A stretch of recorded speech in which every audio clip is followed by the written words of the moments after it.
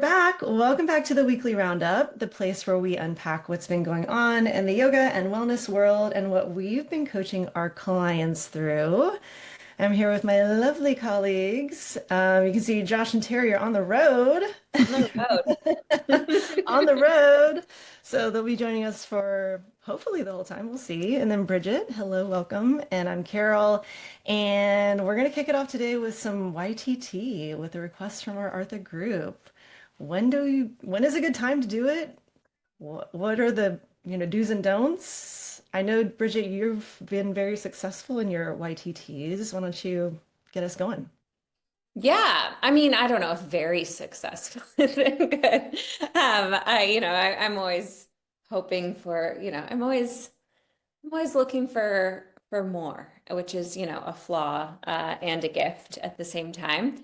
But I actually just posted something in the both our Artha community and in the Facebook group. I posted because I have a client, and I feel like almost every studio owner, if you're open for long enough, definitely the question of YTT comes up.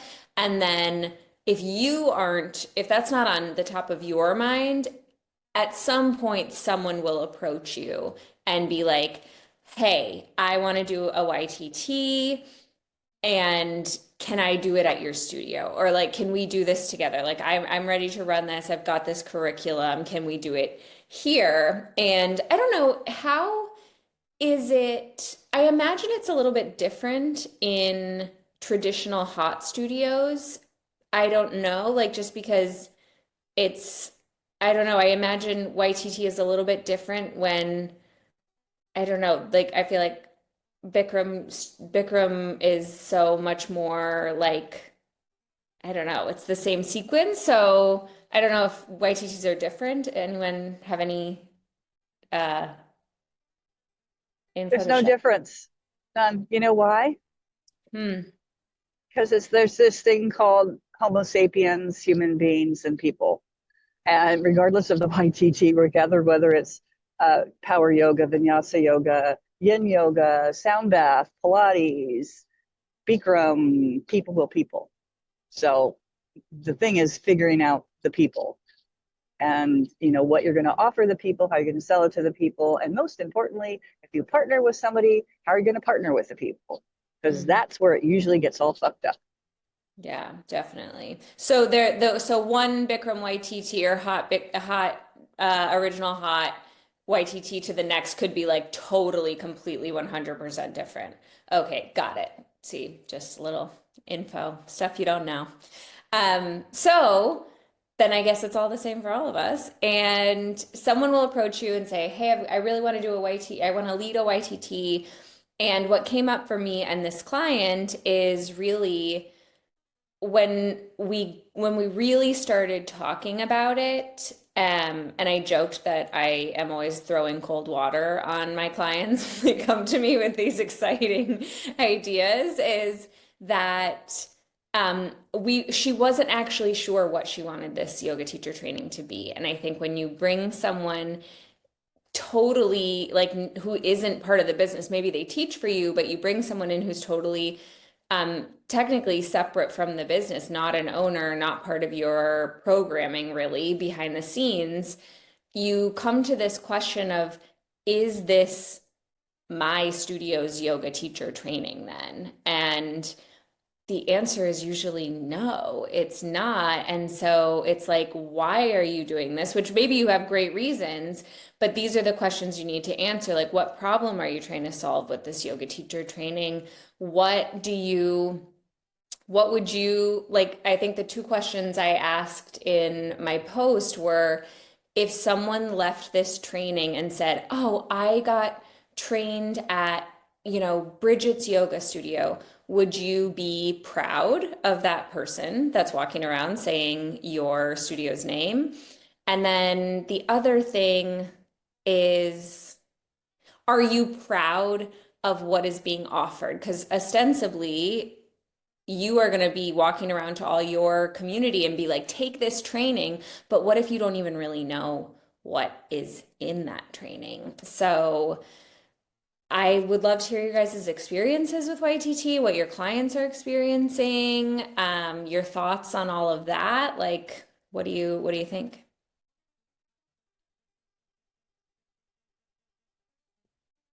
Well, I never wanted to do a yoga teacher training, so I didn't because it wasn't something that I had any interest in. The studio made money in different ways. So I think the big question is, why are you doing this? Is it because you need the cash? Is it because you need teachers? Because there are other ways to get teachers than to run a yoga teacher training. So, yeah, I think that my clients specifically, it's very important. I always talk to them about like, the split. I know Terry, you're big on this, like making sure that when you're looking at expenses, you're splitting the profits like after the expenses. Because even if somebody else is running it at your studio, most likely you're going to have expenses with marketing, and they're really going to be not poaching, but your students are gonna be probably the main people that will be targeted. So like there are a lot of expenses that you need to make sure that you're covering yourself. And anyway, so long story to get around to, you don't have to do a teacher training either. And when 100%. I needed teachers, what I did was I talked to people that I thought might be interested that were there at the studio all the time, and I basically did it the old-fashioned way, and I just taught them myself one-on-one, super small groups sometimes, maybe two at a time. And they, I think I turned out some really good teachers. So it can work that way. And I did not charge them because it was sort of a mutually beneficial type of situation. And yeah, that's how I handled it at my studio. Carol, were these people who these are, sorry, you probably said this and I just missed it. These were just like students of yours that wanted to become teachers. So this was truly like from ground zero up. Love Yeah, that. yeah. Cool. Kind of the people that really they were there all the time. They Yeah. maybe had expressed interest, or maybe, you plant seeds with people, Mhm. and a lot of times like, actually, yeah, I would be interested in that. And they come back around, and it's, something that works out. Yeah. Josh, go ahead. Oh, I was just, Oh, go ahead. I was just echo what's what you're doing it in the first place, what's the outcome I'm looking for. I think that that's the part that often we don't get clear enough on with any training that you're doing in a business, because it drastically changes who you're targeting Yeah. and like what you're going to charge, the timeline of it, all of it. The truth is, and this is super controversial these days, the yoga world's a great example, and this would be the same as in any boutique fitness. um, we way overblow the importance of a teacher training. I think it's the all and all. Like the nature of some of even our questions today, and I asked the same thing. It's like, you think you're going to produce a good teacher out of your teacher training? Like, yeah, that's possible, but there's so many other factors involved in that, anyways. So again, like, why are you doing it, and what are you hoping to get from it? If it's that I want the people inside my system who can deliver my product, if your teacher training that, it looks really different than what you're willing to do and facilitate, and timeline and everything changes drastically versus this is another product because I have demand for it and people want to purchase it. It's about deepening their practice and opening the door to the possibility of them teaching classes. Different thing altogether. Old school thought is like teacher training is the starting point. You can't teach anything to come out of a teacher training, any teacher training. That's just like the base knowledge to be able to start to figure out how to do that job. Um, so that aside, I feel like it all goes back to that first impetus, clarity of what are we trying to do here? What's Yeah. happening for? When the other person comes into the mix and runs a teacher training inside your space, I would really put the flag up on that one, Bridget, to your point that like, is it your teacher training? Is it theirs? Like, what does it do in the community? It's not that that's inherently negative. In fact, that can be a really smart path to quickly get something up and going. Yeah. And it can be very disruptive as well. We've seen that too. So how do you solve that? Same thing, clarity up front. Like, what am I trying? What does success right now look like? Why am I doing this in the first place? Because especially external sources coming in to do teacher training, what we see is if that's not clear, then they try to meddle and like manipulate the teacher training in real time. Because they're like, oh no, wait, but I want you to do this, or I don't want you to do that. And that makes it even worse. There's a lot of tension that comes out of that. I just want to say, oh, hold on. Go ahead. I might. Okay. Can you guys hear me? Yeah. We're just going, okay, we're going through another tunnel. I just want to say on the practical side of it, you guys probably know what I'm going to say, is first, and I'm channeling our favorite yoga lawyer, Corey of Conscious Consult, in that make sure if you're, whether it's you're internal with existing members on your team or you're doing it externally with a partner, have it clearly defined. Have an agreement that lays out everything, what the deliverables are, what the expectations are, what the if there's a split, what that split is, you know, all those things. If people cancel, have it very, very clearly defined and agreed upon before you do anything else, before you announce it, before anything. Get that determined, because that's where a lot of things oftentimes go sideways too. Is the YTT is fabulous, but then one teacher's like, well, hey, I think I should get this much, or what about this, or what about that? And then the other thing is, and I've always preached this one, is if you are doing a split, you know, like a 70-30, 60-40, whatever it is I always, whether it's a YTT, a workshop, whatever it is, do it on the net, not the gross. Yeah. Right. And because even if you're bringing in, because I did one lone YTT right before the pandemic hit, and we did a 70-30 split. The teachers who did it got 70, I got 30, and it was after the expenses were paid. Right. So when you think about something like a YTT, it's a higher ticket item. So credit card fees. Mm-hmm. Right. So if it's, you know, so if $3,000, like for my YTT, it was almost $3,500 just for credit card fees. So didn't want to absorb that. The marketing expense, you know, making the posters, making the flyers. It was the admin time to set up the YTT, to get the emails ready, to put it into MindBody and do all those things.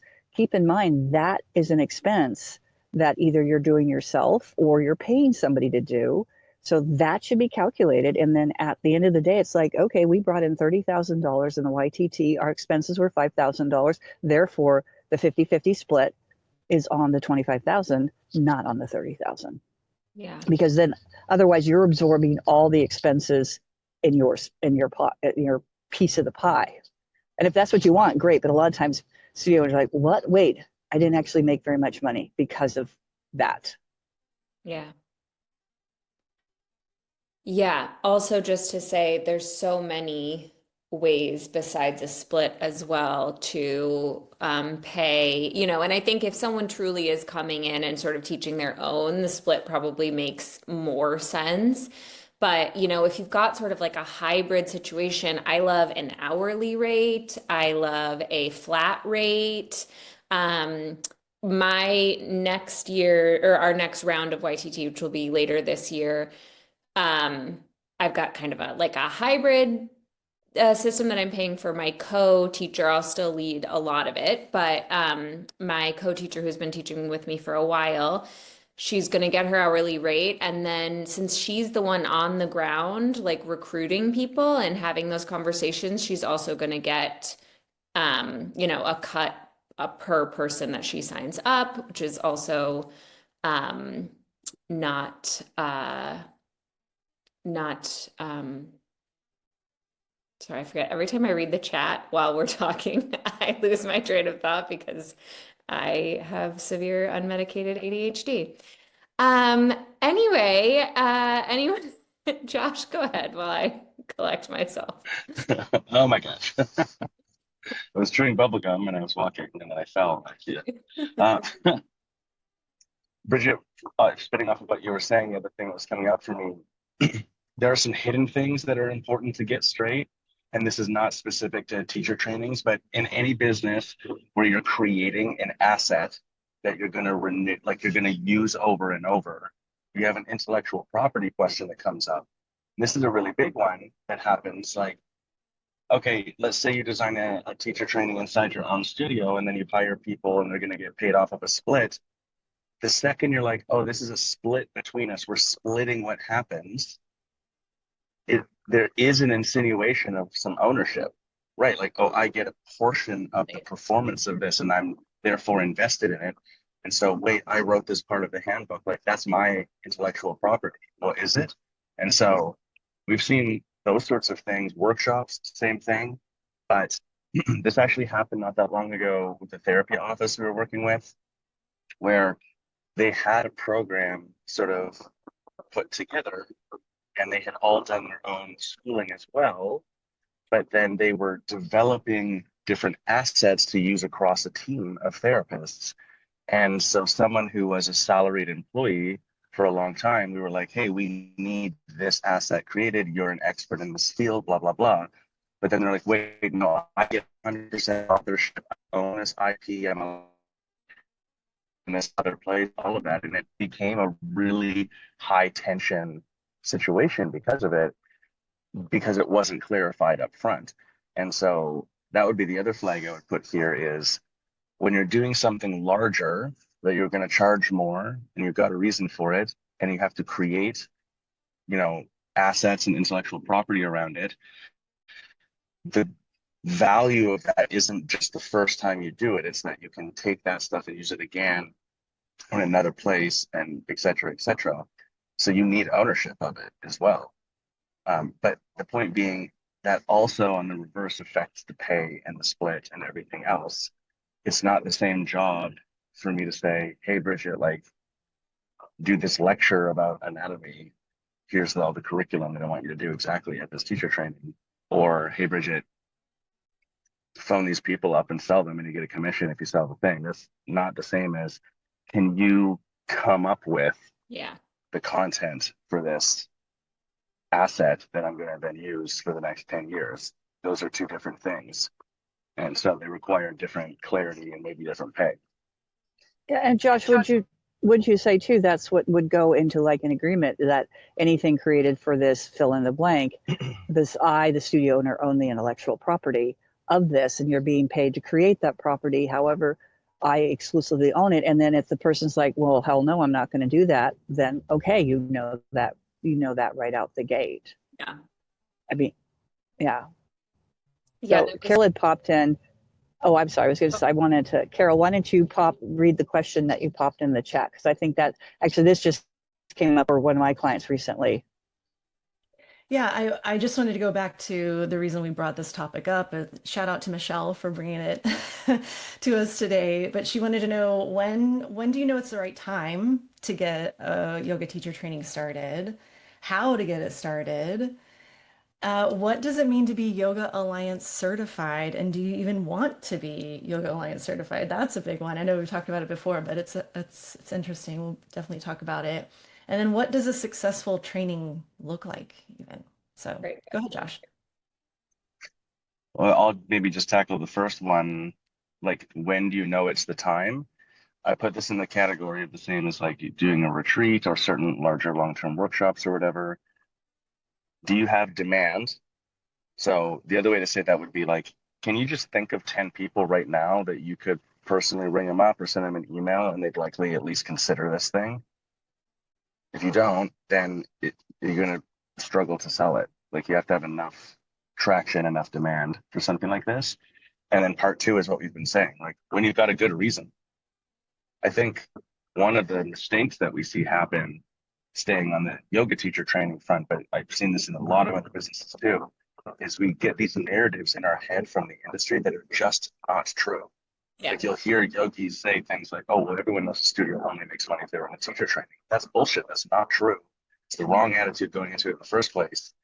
And so if the reason you're running a teacher training in your first year open as a studio is because you think that's what you have to do to make money, like, you're putting your energy in the wrong direction often in that case. So Yeah, when you've got demand and when you've got a good reason for it. The reason can be money. I'm not saying it shouldn't be. It should definitely be profitable running teacher training. It's just,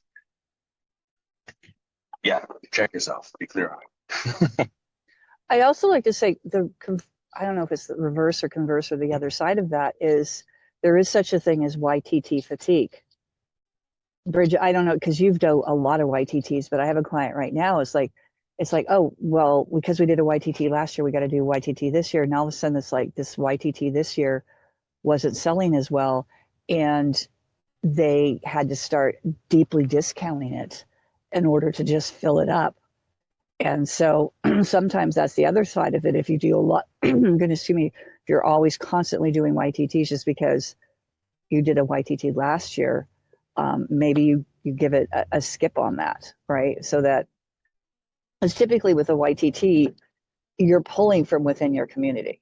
I mean, yes, you can do ads outside, but and if particularly maybe if you're doing it in like Costa Rica or someplace like that, you might get someone.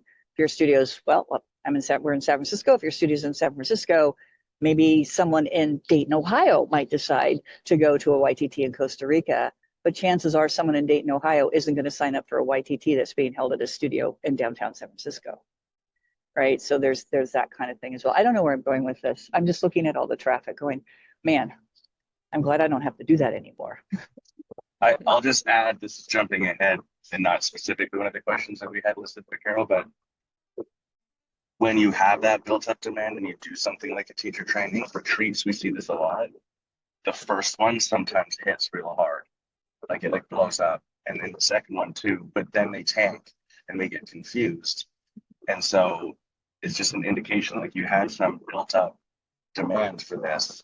You've capitalized on that, but then you haven't built any new demand. Like the audience you have is large enough to go beyond that. The only reason I say that is same thing. We often think of, oh, I'm going to launch this thing as a product, and therefore I have to do it every year because I've now said that I'm going to. Well, says who? The equation's the same. When do you have demand? When do you have a reason to do it? That's good. I would check that every single time. Yeah, and it's like, I mean, just another underlining of the reason why this should not be like, you shouldn't be in the mindset that you can't make money unless you do a YTT. Like the only studios that like I think not the only, I don't want to be limiting, but I think unless you have a really big studio or like multi-location, or you as the teacher have a following that is beyond like your local community, it is really hard, speaking from experience, to fill up trainings and retreats every single year. I've moved to doing our yoga teacher training 18 months to 24 months apart. So every year we're a small community. We have one brick and mortar studio. And right now, like if we do one every year, we're constantly marketing for it, which is exhausting. And B, we just get smaller groups. And I found that a little bit with my retreat too. We did one actually 11 months apart, so not even a full year.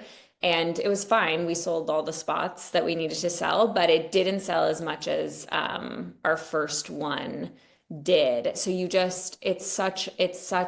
I hate it when I hear people say the only way studios make money is with retreats and trainings. It's just not fucking true. It's not even close to true. So anyway. No, in fact, I would double down on that. Like, it's not only not true, it's not only not best practice in our opinion on like how to approach the business. It's like saying my business and the core product that I have is going to run so shitty that it Right. would fail unless I convince people to change profession or to like buy this big ticket. Like it doesn't make sense. There's no other place that we would ever apply that logic in business. So, anyways, the spinning off what you were saying, Bridget, how do you launch a teacher training was one of the questions, Carol, right? And I think there's a bunch of things you can do. Step one, send some emails out. Like literally, it's that simple. Send emails out to your existing list and be like, hey, we're going to do a teacher training in this month. Don't even pick the date. Like in this month of whatever, in 6 months from now, be on the first to know list. And so I think the thing that we often underestimate in especially brick and mortar business is the idea of selling the product before you build the product completely. Yeah, You can start totally. selling a teacher training immediately before you have it all figured out. We think we've got to figure it all out and then sell it, and that's not true at all. In fact, it's quite the reverse. If you sell 10 spots like that, you'll have a lot of motivation to build it. Like it gets a lot easier and cash flow Yeah. for that. So sell it first, and then up front, especially your first one, you're not selling a teacher training. You're selling the wait list to the teacher training, or you're selling the first to know list to the teacher training. Because it's a huge barrier for me to go from, I'm just sitting around, oh, teacher training, sure, here's $500, I'll sign up. That's a huge gap to fill. Like that journey in my mind is large versus just getting a list of interested people. Yeah. Way easier. Someone who is absolutely interested and maybe would even say yes, but that's going to require a little back and forth conversation with you, and in their mind, they won't even let you know unless you create a scenario where that's possible. So up front, like sell the opportunity to get first dibs or to whatever. I would do that first. And then in terms of what you say, I would just add one other thing. It's not as complex as we think. It's the same thing as anything else. What's the problem you're solving or value you're adding? What's the dream outcome you're creating? Who is it for? And then what's the immediate next step? That's it. Until those boxes are checked in everyone's mind, they won't even consider what you're talking about. Teacher training, same thing. Another good resource is, again, I did one loan teacher training, and my goal was 10 spots. I sold 10 spots, and I personally sold 8 of 10 of them by just asking people. And I think that's something too, Josh has said that, phone them up, have a conversation. Hey, Carol, we're doing this teacher training. You've been practicing a while. I think you really get a lot out of it. Because the other thing is, I'll forward it to the team, an email from one of my clients who's doing a YTT. And the email she sent, I thought was brilliant, because she was talking about how we had this conversation. We just finished an on-site here in Marin County. Is sometimes people want to do a YTT, maybe not necessarily to teach, but to deepen your practice. So the email that I got from this client, because I'm on their email list, was talking about, hey, maybe you don't necessarily want to teach yoga, but you want to learn more about yoga, more presence, more stillness, all those kind of things. So that definitely is an angle that you can take when you're marketing. And again, also just asking people.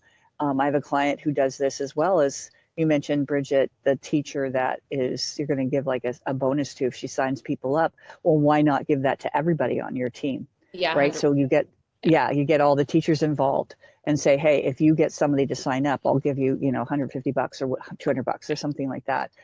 Because I think, especially in a smaller community in the beginning, there's nothing like that personal connection. It's like, hey, I think you'd be great at this. I think you'd be really interested in this. What you should do our YTT. Yeah. And so, yeah, that would be I would say that's very powerful. I mean, can you imagine if your yoga teacher had been going to the studio for a while, your yoga teacher said, hey, we're doing this YTT and I think you'd really like it. Yeah. It'd be like, really? You think? I actually had a teacher did say this to me, and I went, really? You think I could do that? He goes, oh my God, Terri, of course, you'd be an awesome teacher. And that planted the seed. Now, I didn't go for 2 years, but he planted the seed with me. Yeah. Yeah. It means a lot. I was just gonna say, just sort of last thing, or my thought on marketing, and then maybe we can talk about just briefly Yoga Alliance. But one of my mentors, specifically, she's a mentor that I have for yoga teacher training, and she made me write down what she calls the ripple effects of yoga teacher training. And I just was thinking about that, Terri, when you were talking about like deepening your practice and other reasons why you might sign up for a YTT. It's just like in everything we say when we talk about marketing, speak to the transformation of the client. Stop talking about all the cool things you're writing in your YTT. Like, yeah, like add that in, like have that as part of the pamphlet. People do like to read about the modules and things they'll learn, but mostly they are interested in changing their lives and transformation and writing less, just like every website has this problem, I feel like, when they come to us, which is just they talk about themselves a lot. Like the studio owner talks about themselves in the studio a lot.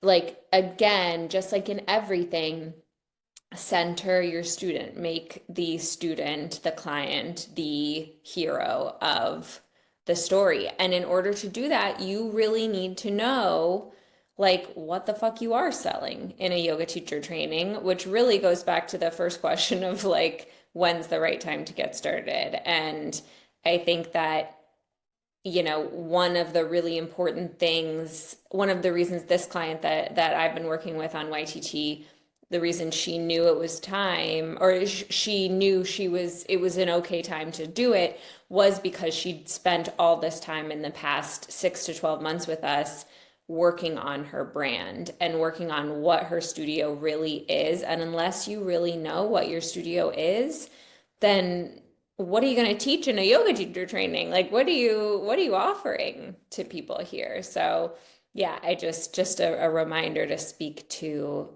the transformation always. Anyone have YA thoughts they want to throw out there, Carol? Well, I think it was maybe mid last year, I had this conversation with clients that were, they really had thought about in 2026, they wanted to do another yoga teacher training, but and the ones in the past had always been, YA certified.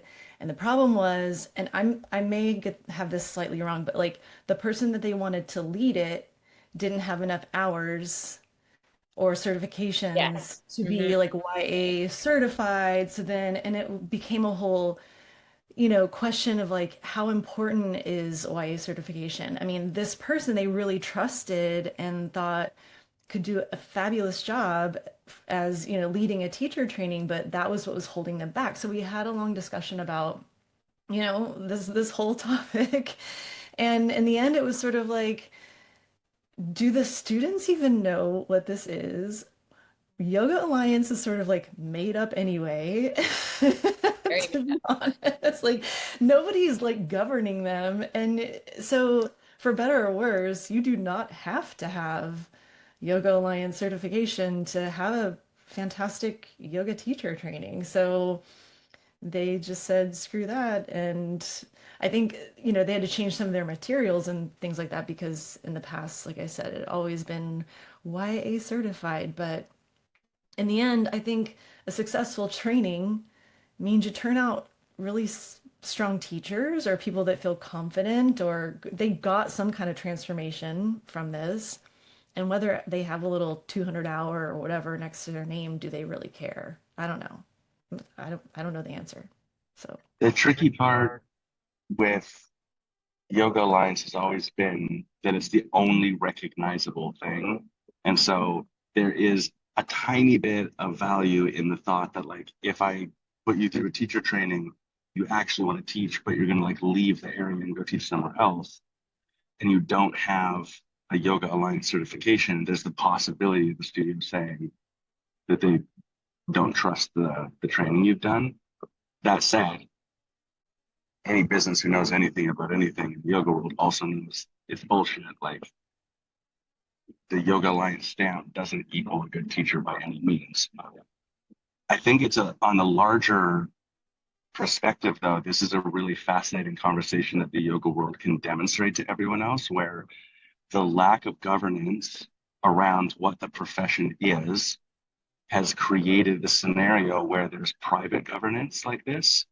And that's not inherently negative. But then on the consumer side, the consumers aren't going to go through the efforts to understand what matters or not, like what certification means something or not.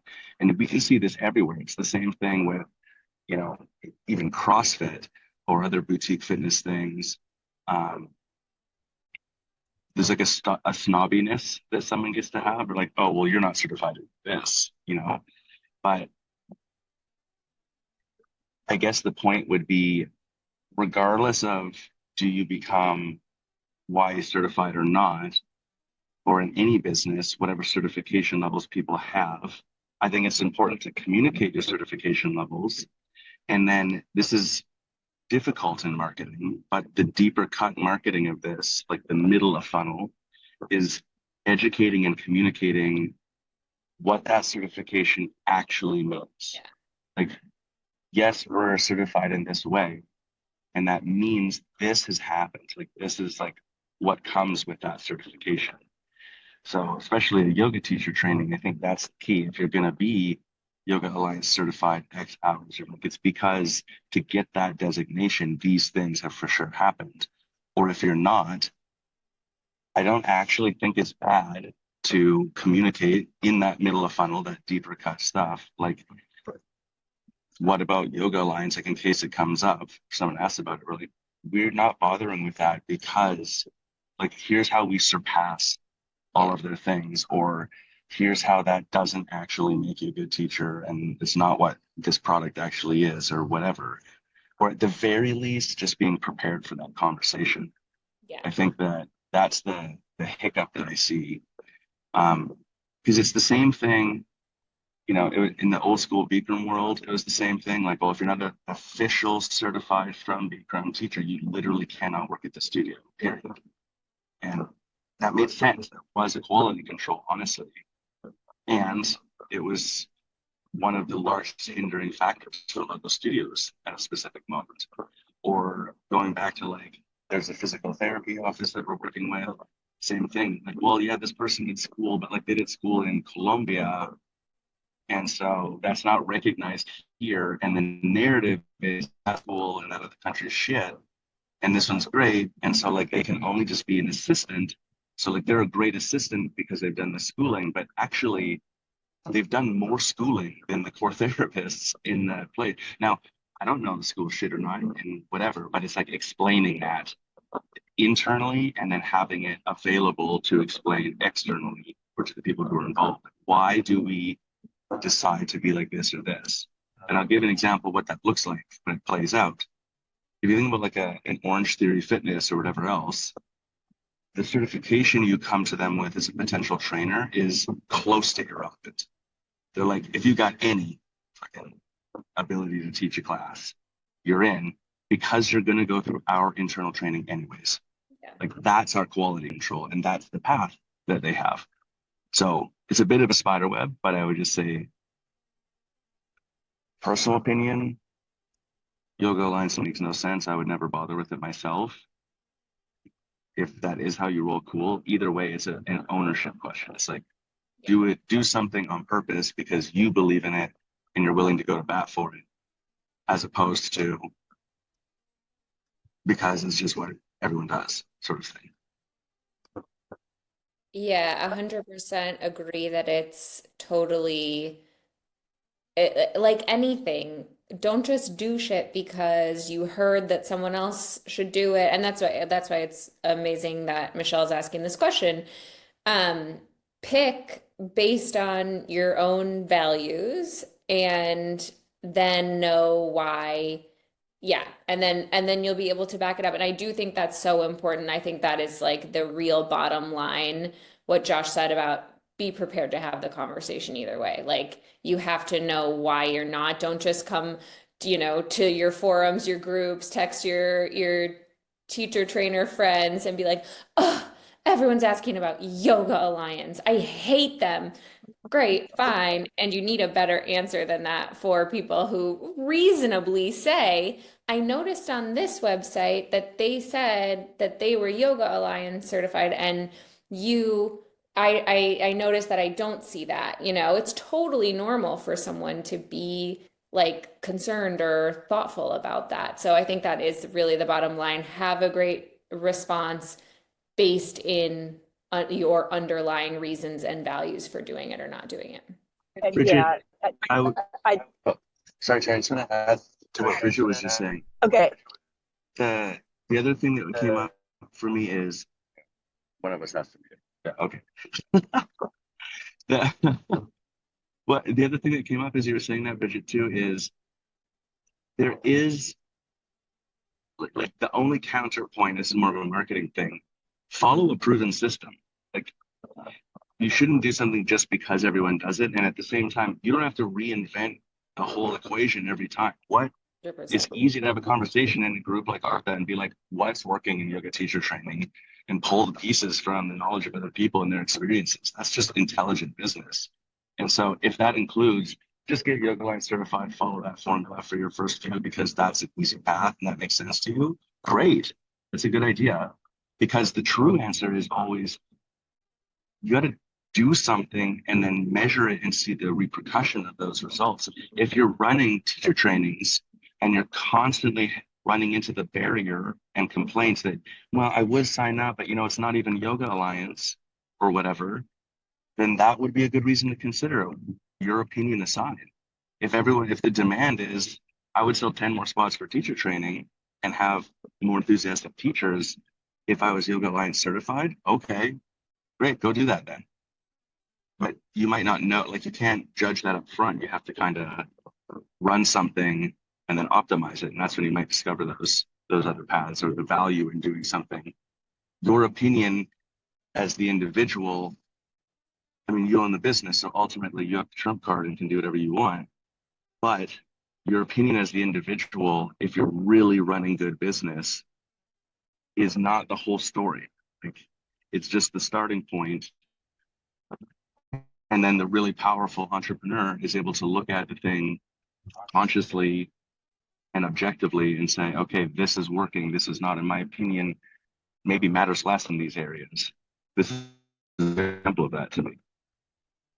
Oh, I was just going to say there's 3 people on this call right now that spent combined over 1,500 hours at YTT, and Yoga Alliance does not recognize it simply because Bikram had a huge falling out with the original owners, people who launched Yoga Alliance. So just saying that I don't think it is. Paul Grilly Yin Yeah. and Bernie Clark's in at first. I've done those. Yeah. They don't count. They don't count. I mean, so, but I again, if you're listening to this and you're like, oh, well, I really believe in Yoga Alliance. Also, as Josh said, awesome. It's just own it, own it either way. And then I forgot my other point about that. I just really kind of chaps my hide sometimes when people talk about that. What was I going to say? What was the other part, Carol, that Michelle was asking about? How to Oh, get there we go. what a successful training looks like, maybe? Well, yeah, that's a good one. So you got to define what success is for you, right? So for me, again, my one lone YTT, for me, what was successful is that I got a couple of teachers out of it, or the studio, because actually I sold the studio right after that. But there were a couple of teachers. I did it mainly because I needed some Bikram teachers. And so for me, the success was that if I had kept my studio, I had 3 people that are still teaching today, which I actually think is, I do hold some pride in that 3 of the people that went through that training are still teaching at my former studio and other studios in the area. So I think that's a huge success, right? So I think you have to define what is the goal? Is it that you really need teachers? Then maybe it's like, okay, I'm not going to make as much money on this. You don't want to lose money, want to cover your time, but the goal for me is I really need teachers. So to me, a successful training is I have this handful of teachers that I now have that I can mold and have potentially at my studio. Or if it's a financial thing, then okay, I want to make $50,000 on this YTT. How am I going to do that? So I think the goal is decide what the goal is up front. And it's not, again, oh, I need to do a YTT because everybody says I should do a YTT. If everybody was jumping off the cliff, would you jump off the cliff as well? I don't know. Would you? Josh would. I mean, maybe. How high is the cliff? What are we landing on? Do I get something if I jump off the cliff? Am I holding someone's hand? Is Carol pushing me off the cliff? What is the thing? What's happening with the cliff? Yeah. These mysterious like I agree with what Terry's saying, but I think we have a formula for this. We talk about it at the summit every year. So it's always like, okay, I have a vision, bigger picture, and then I'm defining from that vision a target that's sort of more immediate. In order to hit that target, what conditions would have to be true so that it's reasonable to believe I'm going to hit that target? Once those are defined, what's the strategy to produce those conditions? And that's the work. Those become the project that you're working on. You can apply that to launching a teacher training, but that all starts from what's the target? Like Terry's saying, is it this money? Is it this, whatever? Here's where it can be a tiny bit confusing.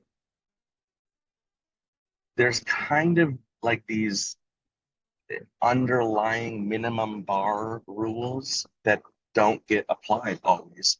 And there are cases where you would negate these, but generally you could start here. Like, get clear on what you want. Is this produce teachers? Is this because there's demand? Is this to make money? Like, what's the core reason for you to define the success? But then also, it has to do this. So, for example, why would you add a product that requires this much effort and then not make money on it? Like, why devote your first one, whatever, 6 months of your life to make $500 in the end or lose money? You see people lose money on it.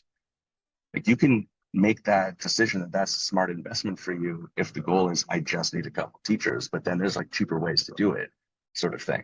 So I think that's the only other caveat to when you're setting your goal. I would also set the like, it would have to at least do this. Otherwise, why bother? Like, it's not solving something for me. It's not creating something positive. And in fact, it may just be a huge distraction and like energetic and focus and financial drain, taking me away from other things that are really important. Uh, so that minimum bar, I think, helps to keep it clean too. I just need to add that for me now, due to situations that transpired in the past, a successful training for everybody, I think, looks like one with no legal drama. And I think it goes back to what Terry mentioned at the beginning, which is contracts for your fellow teachers, but so fucking importantly and so often overlooked is contracts for the people in your training.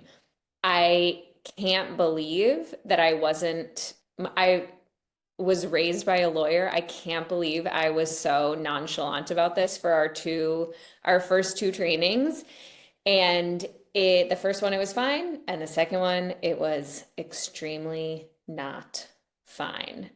It ended up like, I didn't end up getting sued in the end, but it's just so important. And I really believe, again, this is another thing from my YTT mentor. I'll give her a shout out. Her name is Leslie Perlman.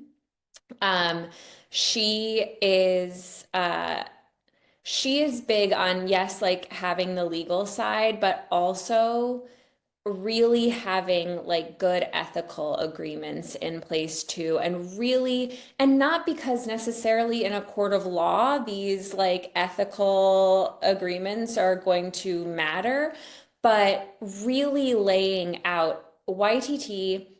One of the things you must know before you go into it is that it is rife with drama. I think it's just the nature of it. It brings up a ton of shit in people, just like yoga does, because it is yoga. And it is just inevitable. If you do them for long enough, big drama is going to take place. And laying out, one thing I started doing at Leslie's encouragement is putting in my contracts, my agreements with them. I have like a really legal one, and then I have another one that's more about like our agreements. And one of our agreements is like what to do if you start to feel bad about something in the training, essentially. Like what to do if you start to have misgivings or you're feeling like something is wrong.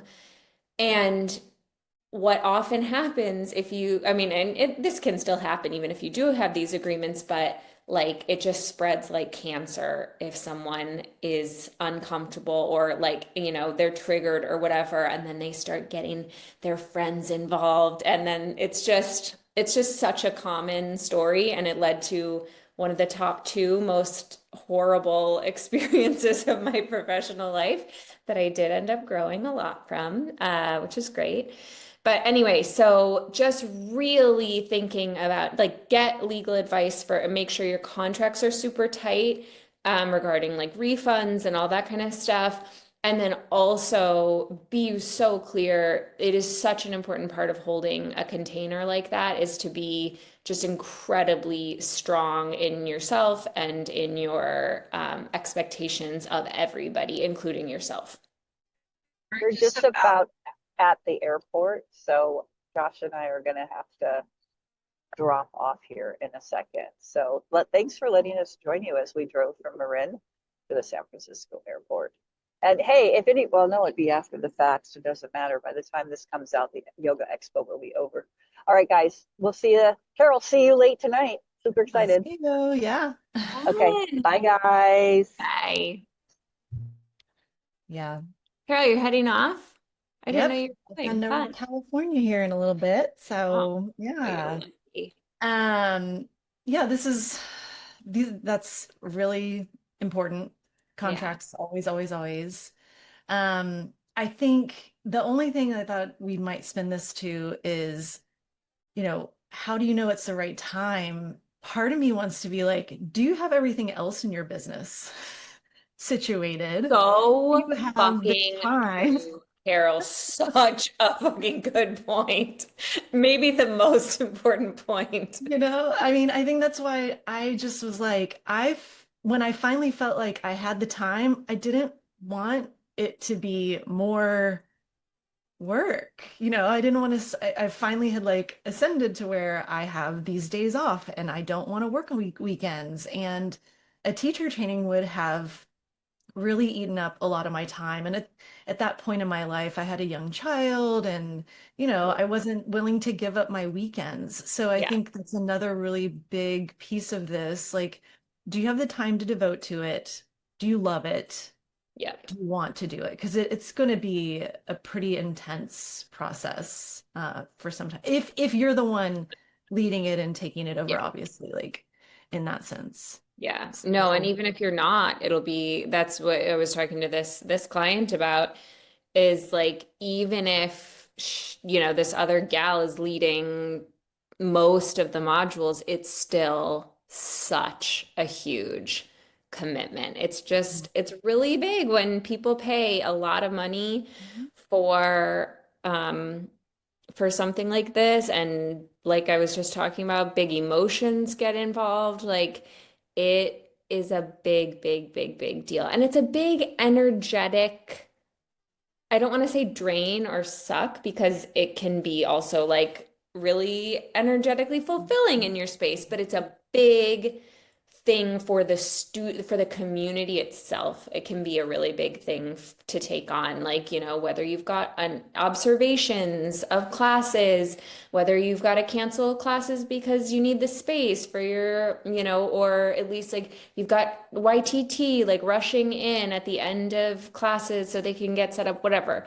It's a big, it's a big deal. And I think that that's such a good point, Carol. Like, do not add this to your plate if your studio still has a lot of other shit going on, because I think that is ultimately the big mistake people make. I did this 100%. My first training is my studio wasn't bringing me what I needed it to be bringing me financially at the time. And so I fell into the trap of like, okay, well, I need money. So I guess I have to run a training. And it ended up great because I learned that it's like my passion in life now is running teacher trainings. But honestly, probably it wouldn't have been such a well-developed passion unless it had gone so mediocrely the first couple of times, because I had this drive to make it like a really, really, really good training after that. But yes, I think that's just such a good point. Yeah. Well, and it leads to one of the other questions that came up today, as there's, I guess, a newer studio owner. She's actually not a owner yet. I guess Lauren is about to open. And so Yes. one of the questions that came up was, I would love insights on what guardrails you wish you had set up at the beginning for working intentionally rather than always in reactive mode. So kind of what you're saying, if you're still in reactive mode most Yeah. of the time, creating a teacher training probably isn't the right time. So, but as far as, what to do and what sort of guardrails to put up from the very beginning, one of the first things I think and the simplest is put what is it, autoresponder on your emails to say, we respond to emails, Monday, Wednesday, and Friday between the hours of 8 and 10, I love so that. that you don't feel like the second you wake up in the morning and you have all these emails that you are responsible. Like email is not something that you need to get back to No. immediately. And I have seen people like they're immediate this like the second they wake up and then start their workday, they're already feeling like they're underwater because look, I have the 50 emails I need to you know answer right away, and it takes all this time. And so that's one of the simplest things to do is to protect your time is yeah, autoresponder and set aside time in your week that you will be responding. Hmm. And leads into time blocking, which is another very helpful tool to set those guardrails in place. We can get into that in a second, but is there anything else that you would like, just a simple thing, Bridget, that might? Um, no, the autoresponder is such a good one, and I really do think everyone listening needs to take a deep breath and really ground themselves in the fact that email is not an emergency and it never will be. You can go ahead and put on that autoresponder. If this is an emergency, call 911 because this is not emergency services. This is your local Yoga studio. yoga Mhm. studio Mhm. run by, or Pilates studio, Yeah. or I mean, Wellness and business. therapy Mhm. office.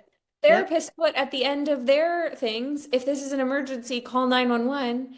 I had a client call me out one time because I was responding to her in like the middle of the night. I've actually, this has happened a couple times, but like it was like a Facebook message or whatever. And she was like, Bridget, you don't have to respond just because I sent it.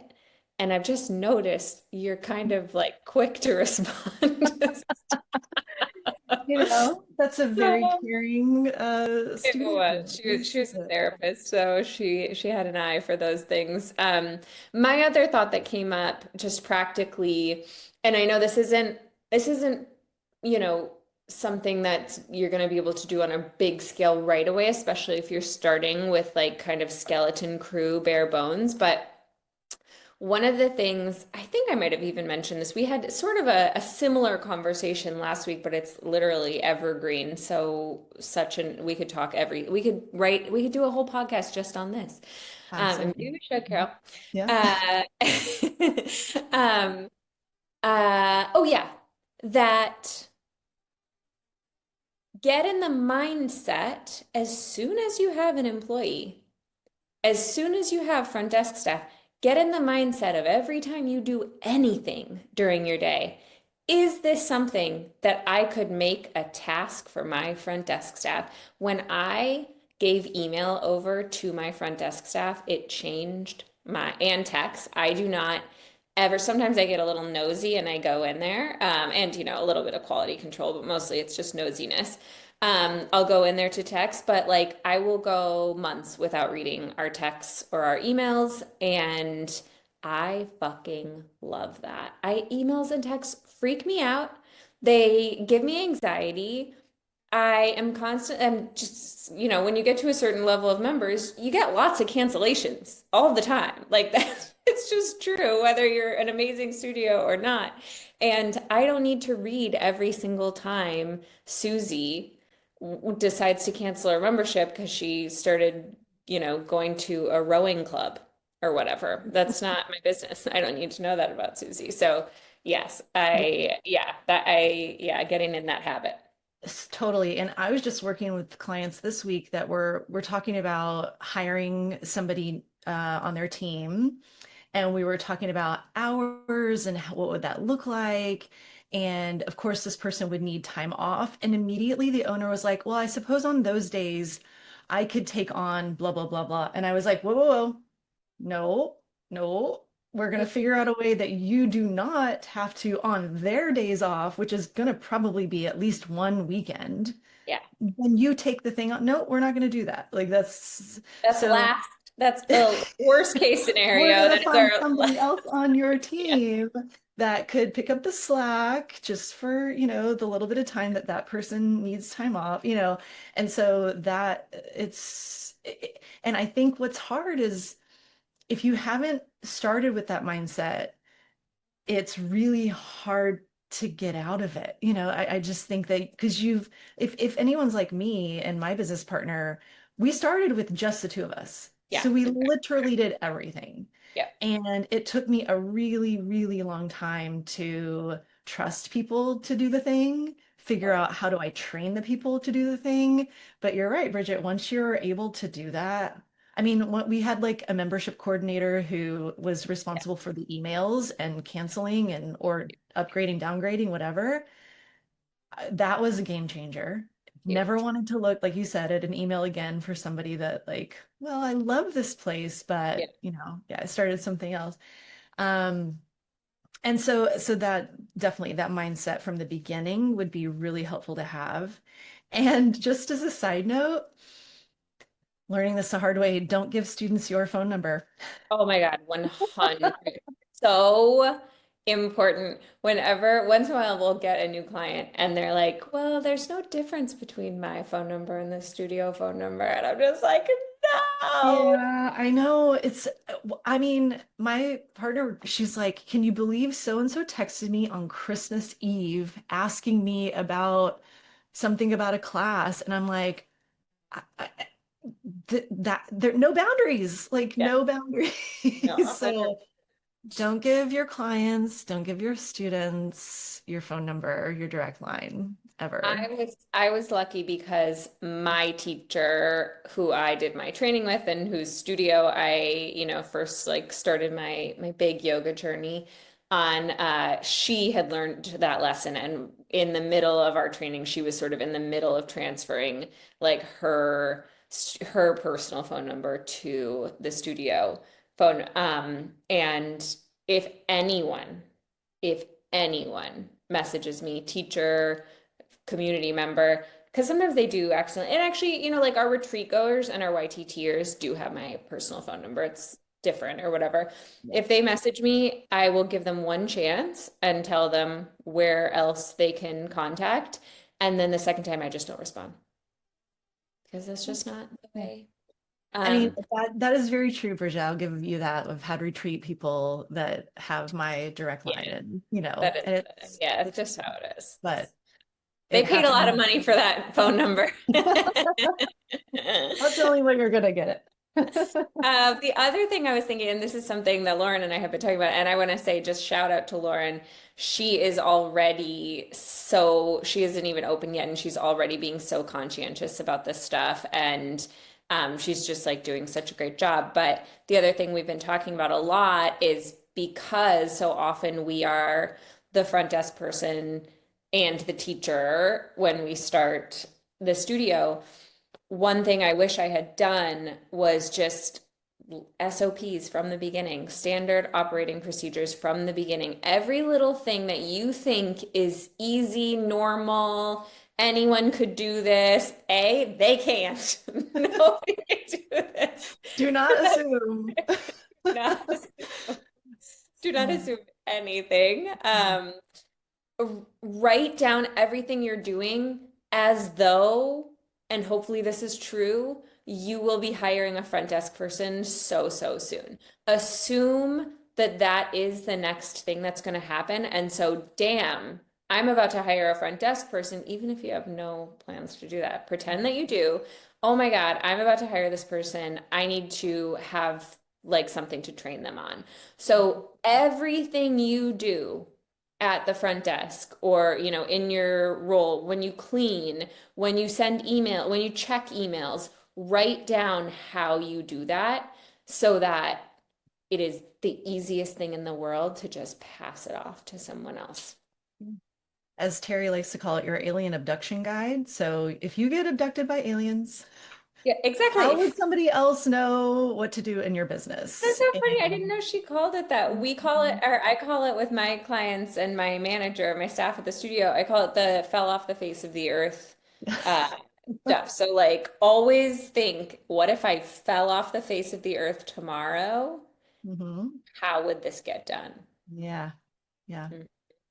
I think we could overwhelm and actually, like you said, do an entire podcast just on on these things. But as far as just starting off early, I think that those are really good things. Yeah, I think that there's really, if you can establish with your team, you know, early on, like maybe you aren't hiring people for a few months, but even teachers, like establishing guidelines on communications so you don't get a text at 9:30 at night on a Friday that isn't an emergency, like the yeah, escalation process. If it is important and I need to know as the owner, please do contact me directly. But if you're just asking some random question, do not text my phone. Those little things that can be really super draining and create reactivity because with a text, it does feel like I need to respond to this right away, or I have to hold it in my brain until Monday morning or whenever I'm in work mode again. And that's very unfair. So figuring out some kind of communication protocols with your team, I think would be really important too. yeah. I totally agree. And to that, I actually, um, someone was asking me about like WhatsApp versus Slack today for a new team, and you kind of like like on some level you're like, if it's brand new, you just, fine, just use WhatsApp. It's cheaper, it's free. Um, but that is a perfect reason, Carol, why Slack is just 100% better because WhatsApp is your phone number. And of course, like your team should have your phone number for emergencies or whatever, but that means they have direct access to you at all times and like at like a text message. And for you, it's just really hard. Like I use WhatsApp to communicate with everybody in my life. And so, and I know that's not true for most Americans, but it's just like a text. Like it's so much Yeah. like a text. And so, yeah, so I think that is a point in the Slack side of things for sure. And you should, I think in general a good principle is to like make decisions based on the studio you want to be someday, not necessarily the studio that you are right now. Really good point. Yeah, Yeah, think long term for some yeah, of these things because yeah, starting with WhatsApp, it's fine, like you said, and there's gonna be a time where some other tool like Slack makes a lot more sense for your team, and then that's all the workspace. Like you can just turn on and off notifications. It's a beautiful thing when you can do that. And yeah, so if you're thinking ahead, something like that would definitely be, I would have, knowing what I know now, opening a studio, Slack 100% from the yeah. get. Yeah, So I think that's right. I think my last thought very much related to um this WhatsApp, Slack, texting boundaries conversation in terms of like guardrails and getting in that mindset from the beginning is something that is it's so important to remember in any small business, truly. Like I learned this from my parents in restaurants, and actually, I think it was my Aunt Sheila. Actually, it was a big family business. Everybody worked there, and I would just get so worked up. It was a pizza restaurant. I would just get so worked up about everything all the time, and my Aunt Sheila would be like, "Bridget, it's just pizza. Like it doesn't fucking matter." And that I now say to my staff all the time, it's just yoga. It's Yeah. just yoga. And yes, yoga is profound and amazing. And also, nothing in life is that big of a deal. Like Yeah. nothing. And there are no yoga emergencies. I have had staff over the years who are bad at determining what is an emergency. And I just am like, guys, it's just yoga. I talked to my manager about this because, like so many of us can get in the mindset of like checking her Slack at like 10 p.m. And I'm just like, Ash, there are no yoga emergencies No, there. no. If the I studio think, burns down, we'll find out about yeah, somebody's gonna call. I promise you that. I think hashtag Terry's dad might have a new rival of hashtag Aunt Sheila. it. Sheila on the pod. It's Love good. it. Love it. All right. Well, that's a wrap on this week's Weekly Roundup. Tune in every Friday and make sure you subscribe to the show on Spotify, iTunes, YouTube, or wherever you're listening from. See you next week. Bye, See you everybody. next week.